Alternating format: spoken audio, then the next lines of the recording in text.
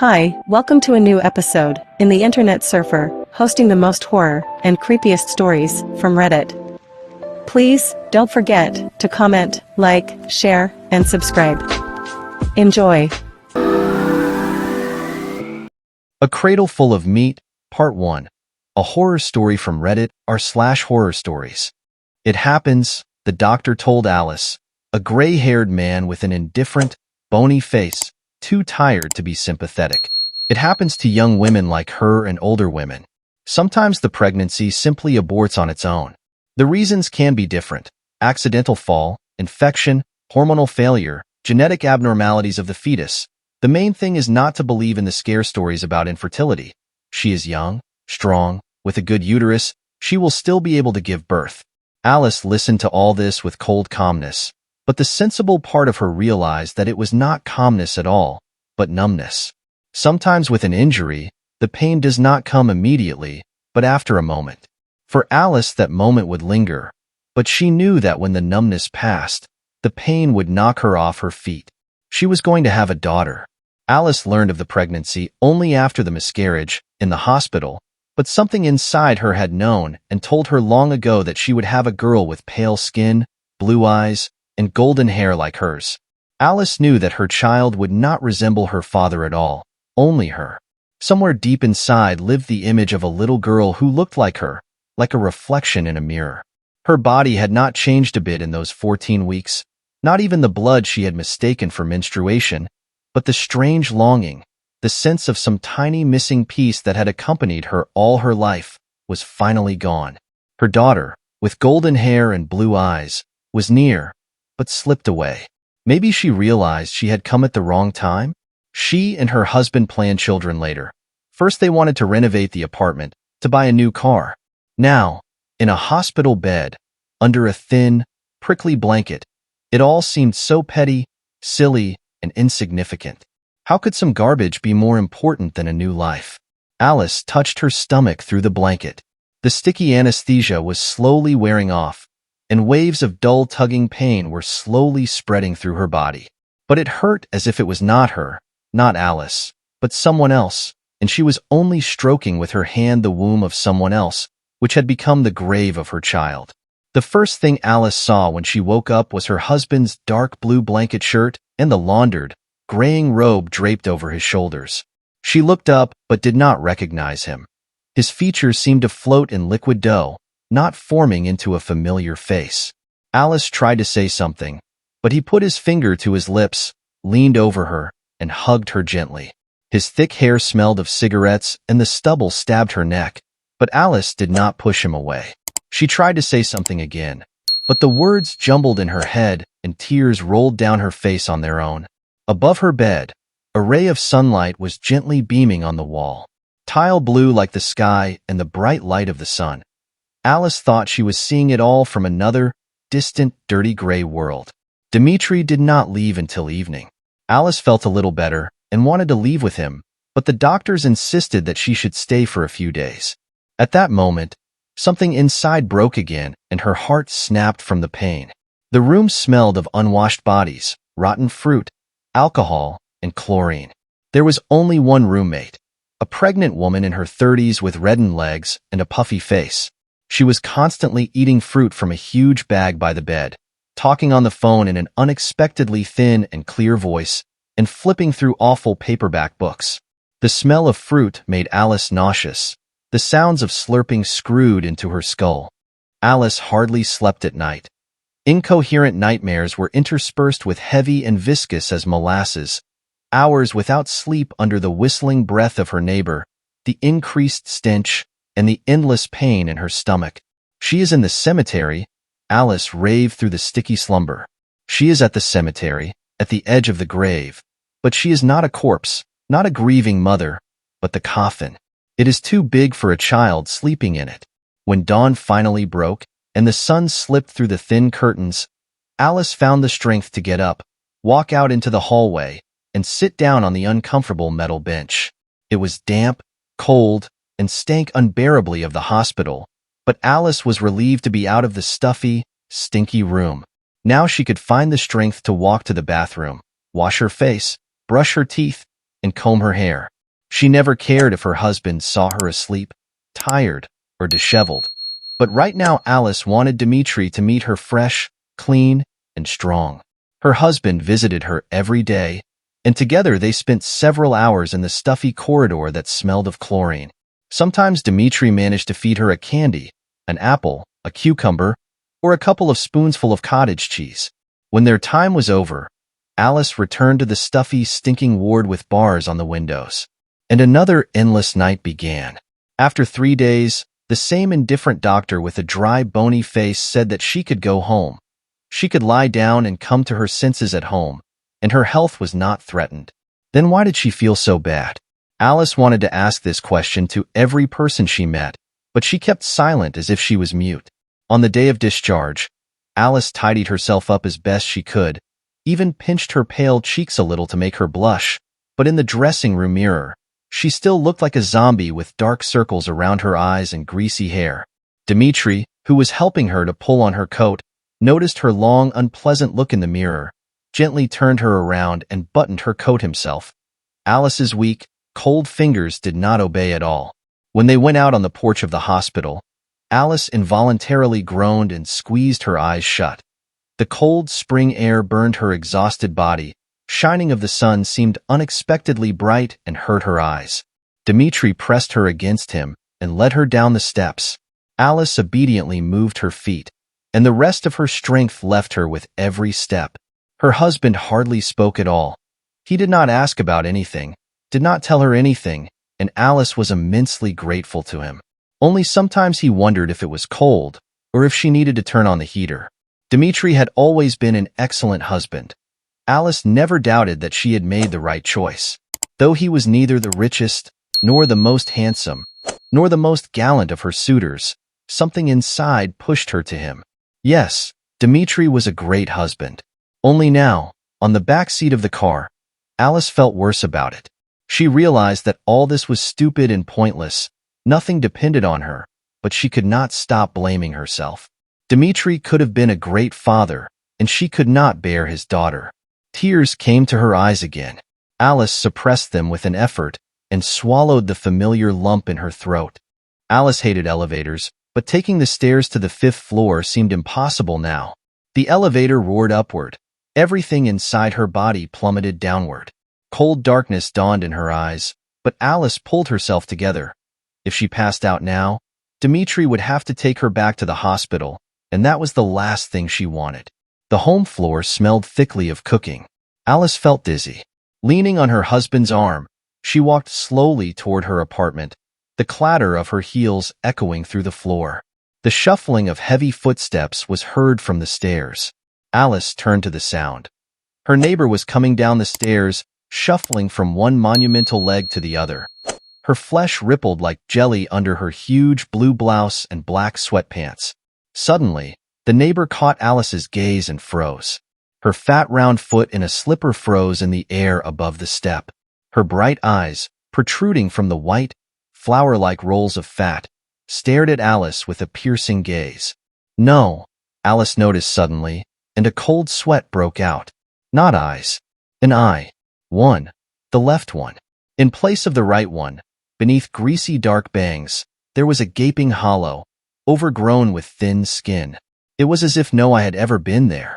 Alice did not know her neighbor's name, but her memory for faces was excellent, and she remembered exactly that until a week ago this woman had 2 eyes. All this happened in a second. Dmitri did not stop. He did not even seem to notice anything. Alice walked past the door to the stairs. The only eye of the woman followed her, but not a single muscle trembled beneath the immense mass of her flesh. The foot that had skidded over the step remained in an unfinished step. Only a single eye followed Alice intently. When the apartment door closed, Alice exhaled a sigh of relief, as if she had walked over the edge of a cliff. She must have been hallucinating after the anesthesia. She had to eat before the weakness took her away, even though the mere thought of food made her stomach cramp. Her husband took off her shoes and sat her on the sofa in the living room. Dmitri, she felt disgusted by her own voice. It seemed too weak, too pathetic, as if she were pretending, begging for pity and attention. I need to eat. What do we have? We have beef, cottage cheese. Dmitri started to list everything that was in their fridge, but stopped talking when he saw her face. Don't you want some? You need protein now. Alice could hear in his tone how carefully he chose his words. He is talking to her like she is crazy, she thought with annoyance, but she did not let it show. It is too rich. I do not want it. Do we have any fruits? No, but I can go to buy some, he said enthusiastically. Or order a delivery. Alice hesitated. There was no rational reason to spend extra money now. She might need medications later. She felt a little better than she had in the hospital, and she could be alone. For a time. Let's not spend money, Alice replied. Her voice sounded a little stronger. Better go buy apples, bananas, and peaches if you can find them. And honey. Dmitri made her tea. She found it strong and too sweet, but it warmed her from the inside. Soft, calm warmth slowly spread through her body and gathered somewhere in her chest. Alice walked out into the hallway where Dmitri was getting dressed. Without saying a word, she put her arms around him and pressed herself against him. Her husband hugged her back. Life no longer seemed unbearable. Alice took a step back. She gazed into her husband's face as if seeing him for the first time, and every feature of his face seemed bright, as if lit from within. I'll go. He kissed her lips. I love you. Soon after Dmitri left, someone knocked on the door. Alice did not want to see or talk to anyone. She wrapped herself more tightly in the blanket and made herself more comfortable in the armchair. However, the visitor was persistent. The quiet knocking did not stop. Like a thief, Alice tiptoed to the door and peered through the peephole. On the dimly lit stairwell stood Natalia Sergeeva, the sweet old lady from the apartment across the hall. Alice felt embarrassed for her cowardice. Several years ago, it was Natalia Sergeeva who had called Alice when her mother died and had helped organize the funeral. She had also called Dmitri a few days ago, when Alice, writhing in pain, left in an ambulance. Alice wanted to go quietly back to her room, but Natalia Sergeevna must have seen them drive up to the house and Dmitri take her out of the car. Her windows faced the parking lot, and she stayed home most of the time. Confused, Alice decided to pretend as if she had just woken up. Pulling a good-natured smile on her face, she made a sleepy face and opened the door. Though her old-fashioned clothes always looked clean and neat, Natalia Sergeevna always smelled of old makeup, and that odor would be where she went, much before she did, and would linger long after she left. Her watery green eyes were thickly lined with dark blue eyeliner, and her lips were painted with carrot orange lipstick. Her hair, whitened not by age but by peroxide, was styled into something that looked like cotton candy. Alice felt sick again. She was glad she had not had time to eat anything. Hello, Natalia Sergeeva. Alice pretended to yawn. I came back from the hospital and went straight to bed. Hello, Alice. Her voice was high-pitched and rattled like glass. What happened to you? Nothing serious, I hope. I remember when they took you away. Just kidney stones, Alice lied without blinking an eye. As if in reproach, her lower abdomen twisted with a cramp. I used to drink a lot of tap water. Alice expected that such an answer would satisfy the good-natured old lady, and she would leave with lamentations and wishes for health, but it turned out differently. The old woman's face became thoughtful, and her soft gaze clouded over. Alice was sure that Natalia Sergeeva no longer noticed her. Alice, began the old woman, in a low, weak, and somehow pitiful voice, like a child's. Alice, I have lost something, an old fool. I cannot remember what it was. Can you imagine? Do not laugh, please, you are still young. And when you become like me then? Alice listened to the sweet, good-natured old woman, who had no signs of dementia even the day before yesterday and could not understand what she was saying. Alice was looking for an excuse with which to close the door and return to the soft armchair, as suddenly she noticed something was wrong. She could not quite tell what it was, but some imperceptible detail had changed, and the change was seen only out of the corner of her eye, escaping her gaze. Alice blinked, wiped her eyes, and a hand. Alice felt cold. Her palms were sweating. Natalia Sergeeva had thrown a beige, coarse-knit sweater over a thin, colorful dress. The right sleeve of the sweater dangled like a whip. An empty sleeve. A couple of days ago, When Natalia Sergeeva had run out into the yard to see Alice crying in pain, she had both of her arms. No, it could not be. Alice stepped aside a little, changing the angle of view. But nothing changed. Natalia Sergeeva's right arm ended in a stump just below her armpit. And that woman on the staircase, Alice remembered. She was missing an eye. Impossible. A hallucination? Could this be the very complications the doctor had warned her about? I've lost it, the old woman wailed in the whimpering tone. I do not remember what, Alice. Maybe you have it somewhere? Thinking no more of gratitude or propriety, Alice retreated a few steps, fumbled for the handle, and slammed the door with such force that the ornamental horseshoe fell off the jamb and fell to the floor with a clatter. I lost it, Alice, and I do not remember what it was. Alice froze, keeping her eyes on the door, as if preparing herself for the possibility that it was about to fly off its hinges. As if an eccentric 50-kilogram old woman would kick in the iron door. A one-armed old lady. Impossible. Neither the harmless Natalia Sergeeva nor the strange fat woman from above threatened her, could not harm her, and rather deserved even more sympathy than she did. But Alice trembled with terror. She felt like she was walking on thin ice, and it was crunching under her feet. Enough of this. She must go back to the room, wrap herself in blanket again, turn on some funny trash on the TV, wait for Dmitri and mourn the lost child. Instead, unable to control herself, Alice stood on tiptoe and looked out the peephole. Natalia Sergeeva stood outside the door. A grimace of pain contorted her face. Her orange lips moved as if she were saying something, but Alice heard nothing. The old woman swayed faintly on her heels, and her sweater slipped off her shoulders. Alice had not imagined it. Where a few days ago there had been a healthy arm with flabby skin and age spots, was a healed stump sticking out. There was no blood, no stitches, and no bandages, as if the amputation had taken place long ago. Next to Natalia Sergeeva, looking intently through the peephole, as if she could see Alice, stood the neighbor from upstairs. Where a few days ago Alice had seen a blue watery eye, there was an overgrown eye socket. She could not hallucinate twice. She could not. Alice clamped her mouth with the palm of her hand to silence the scream. The swallowed scream squeezed her throat painfully. What was happening to her? Is she going crazy? Or is it the effect of the anesthesia? Alice turned sharply with her back to the door. Too abruptly. The hallway swirled before her eyes. Her lower abdomen tugged with pain again. Alice leaned against the wall and put her palm to her stomach. Keeping her hand on the wall, she slowly walked to the kitchen. She needs to eat. Even if she vomits immediately after, she needs to get something to eat. Alice stopped on the threshold of the kitchen. She should call Dmitri, but the phone was in the room. The way there seemed insurmountable. She must eat first, or she would collapse. The fridge smelled the same as it usually did, but now the odor seemed to Alice like the stench of decay. Nothing on the shelves looked edible, but there was still some cottage cheese and cream left. Now that seemed like the lesser evil. Alice tossed a packet of cottage cheese onto the table and turned to get the cream when she noticed something odd on the bottom shelf. She leaned over.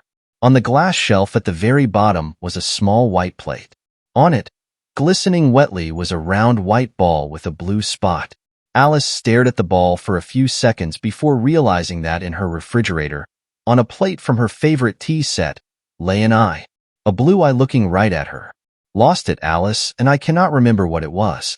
She closed the fridge and turned away. Something clattered several times in the fridge. Alice's breath caught. With a mechanical, exaggerated gesture, she pulled a chair over to her and sat down. A packet of cottage cheese lay on the table in front of her, and Alice snatched it up with unexpected interest. She began to look at the package and read all the inscriptions, but not a single word lingered in her head, as if she were trying to read in an unfamiliar language. Maybe it was just a joke? Her loving husband decided to cheer her up after her miscarriage and got her neighbors to scare her. Haha, very funny. Alice tried to cling to the thought, but it did not work. Dmitri was not capable of such a thing. She was hallucinating. She had lost a child, was under anesthesia, had been starving for days, had been injected with all sorts of crap. Who would not start having visions after that? She should call Dmitri, get into bed, call her husband, and go to sleep. He has keys with him. He will open the door. He will come to the door, whispered a nasty little voice inside her head, and there they are. What will happen then? Alice was again struck with an icy wave of horror. Without controlling herself, she jumped up sharply from her chair. The blackness spread before her eyes again, but Alice leaned on the tabletop and kept consciousness. What would happen if Dimitri confronted them? Or was there no them at all, and this was her hallucination too? Which of those would be worse? Alice slapped herself lightly on the cheeks. Her thoughts were taking her too far away. Her head was burning as if from a high fever. The healthiest solution was to call her husband and go to bed while she still had the strength to walk. Alice picked up the crumpled, already unappetizing packet of cottage cheese to put it back in the refrigerator, but threw it in the trash instead. The corridor leading to the bedroom seemed dark, as if night had fallen. The living room ahead was drowned in darkness, and Alice could barely make out the outlines of the furniture. Had it gone dark already? Or was this part of her hallucination? The thoughts were draining the last of her strength. Alice held on to the walls with her hands and walked slowly down the corridor, which seemed endless. The room was dark. The darkness of the night was pervasive outside the window. There was no light in any of the windows of the neighboring houses, and the only source of light was a street lamp shining far below. Why had it gotten dark so quickly?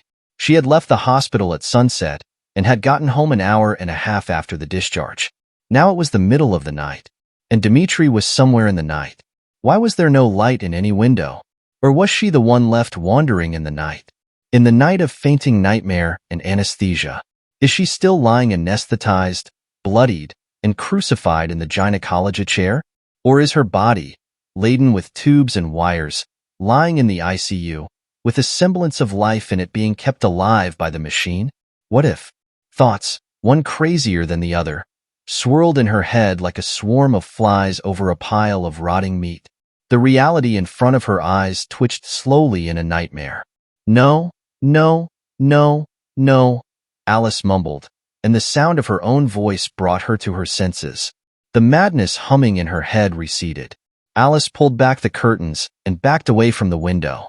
She must have dozed off in the chair, but she had not noticed how dark it had gotten. She would have to find a phone, call Dimitri, and talk to him until he came into the apartment. The thought of going to bed was terrifying. Alice turned on the light. The living room was exactly as it should be: a couch, 2 armchairs, a computer desk in the corner. Alice looked around both armchairs, but found nothing but old crumbs. There was no phone on the couch, or the desk either. She had been sitting here when the neighbor came in, here, in the armchair, wrapped in the blanket she now held in her hands. The phone had been beside her, on the armrest, but it was not there now. Trying not to panic, Alice threw the cushion to the floor, but there was no phone in the chair either. So, it was in the bedroom. She had thrown it on the bed and forgotten about it. Alice rushed into the bedroom. She dashed to the window and pulled the curtains closed, hiding from the hungry darkness and the light of the lone lantern. The light came on. The bedroom had not changed at all either. It gave her hope that the madness had not yet had time to break into her home. She rummaged around the bed, tossing pillows, blanket, mattress. The phone was nowhere to be found. Her lower abdomen ached. Alice put a hand to it. Panic was slowly rising inside. She should look under the bed. If it was not on top, then it had just fallen. Alice breathed slowly and deeply, pushing the panic further away. Gently getting down on all fours, Alice looked under the bed, but saw nothing but darkness and scraps of papers. She stuck her hand under the bed, slowly groping the thick layer of dust on the floor. Suddenly, Alice fumbled for something long, soft, cool, with toes. Alice bounced off the bed with a shriek. It felt hot, as if she had a fever, but icy sweat trickled down her body. A leg. A human leg lay under her bed. The room blurred before her eyes. The taste of salt appeared in her mouth. Someone was crying and howling, and Alice did not immediately realize she was hearing herself. When the tears ran out, Alice found herself huddled in the far corner of the bedroom like a punished child. For some reason, Alice raised herself up on her tiptoes. Her whole body tensed, and a large wet spot was left on the wallpaper. Alice sniffed her nose. It felt empty inside, like a huge chunk had been ripped out of her. She felt nothing else. No fear, no pain, no terror. But that did not make it any easier. She turned around. The room had not changed, and the bed remained just as trashed. Alice remembered well how she had first thrown everything off the bed, and then stuck her hand under it. After that, everything was plunged into darkness. I lost it, Alice, but I do not remember what it was. The fat neighbor from upstairs lost her eye. Alice found it in the refrigerator. Natalia Sergeeva had lost her arm, but there was a leg under Alice's bed. So, Natalia Sergeeva's hand was yet to be found. Was there now a third person standing outside the door, leaning on one leg? Through the ringing silence, Alice recognized a quiet knocking. So quiet that she would not have heard it if she had not stopped sobbing. Alice listened. The knocking was under the bed. Alice was overcome with a feeling of something familiar. It was not like déjà vu, more as if she were remembering something long forgotten. Something had knocked on the fridge, too, Alice remembered. It had come right after she had found the eye. It had come from under the bed just when she could hear it, just like a game of hide and seek. Someone, something, was here with her. Someone was taking body parts from her neighbors and wanted Alice to look for them. It had also stolen her phone so she could not call for help or warn her husband. The realization was terrifying, and Alice waited for fear, but there was none.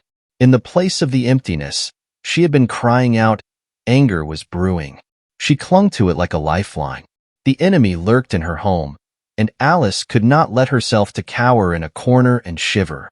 Whether it was dream, reality, coma, or hell, she could not cry and hide like a hunted mouse. She must either run or fight. But how? The bed frame was light enough for Alice to push it aside. The leg was gone. There was nothing under the bed but crumpled papers, a hairband, and smeared dust. Alice went back to the kitchen and opened the fridge. She guessed right. There was a white plate on the shelf, but no eye on it. Body parts disappeared as soon as a knock sounded. But where to? Somewhere in the apartment lay Natalia Sergeeva's hand, and quite possibly someone else's limbs.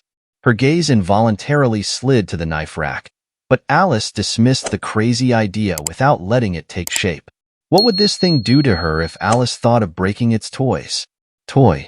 The word seemed unfamiliar to Alice, as if in a foreign language, and the very meaning of it had changed. Human flesh suddenly became someone's toy. Oh God! Alice whispered with dry lips. No, no, no, no, you can't do that. No? She cannot stay here. She has to leave, as soon as possible, while there is anything left of her sanity. Alice crept to the peephole and peered out. They had not disappeared, and there were still two of them. The huge neighbor from upstairs leaned heavily against the railing and breathed heavily, staring at Alice's door with her only eye. Natalia Sergeeva wandered around the landing in circles like a zombie, leaning low forward and fumbling with her remaining hand on the floor and walls. The hand lay on the lock. If she pushed Natalia Sergeeva away and rushed downstairs, the fat woman would not have time to catch up with her. But where to run? Into the dark? Who cares about the dark? She had lived in this town most of her life. She could navigate even with her eyes closed. Even without eyes at all. Alice gathered air in her chest, as if she were about to jump into the water. With a sharp exhale, she unlocked the door, swung it open, fell into the stairwell and ran. The fat neighbor stepped away from the railing and approached Alice, but she deftly dodged. Natalia Sergeeva turned around, pulled her remaining hand toward Alice, and cold fingers slid up her leg. Alice cried out, kicked the old woman's outstretched hand, and rushed down the stairs. Each step gave off a dull ache in her stomach, but Alice ran down without looking back. The light was somewhere upstairs, and the darkness was thick around her. Endless steps flashed beneath her feet. How many floors had she run down? Her run was cut short suddenly and painfully. Alice slammed into something hard, wrapped in stiff cloth, and the breath knocked out of her chest. Suddenly, the obstacle stirred, and dozens of hands grabbed her from all sides. Alice ran down the stairs, but there were other people waiting for her at the entrance, those who had no time or wished to get up in time to wait for her at the door. Dozens of hands crumpled, squeezed, twisted, and tore at her flesh, clamped her mouth shut, pushing the scream back down her throat. Someone's mouths were sucking on her body like a mother's breast, gnawing off chunks, sucking blood, digging into her bones. Dmitri is not coming back. They caught him and tore him apart. Torn apart, just as the invisible thing had torn them apart, just as it had torn Alice apart. Someone's hot palms covered what was left of her face, and consciousness dissolved into nothingness. Thanks for watching. Please comment, like, share and subscribe. The Internet Surfer on YouTube for more horror and scary stories.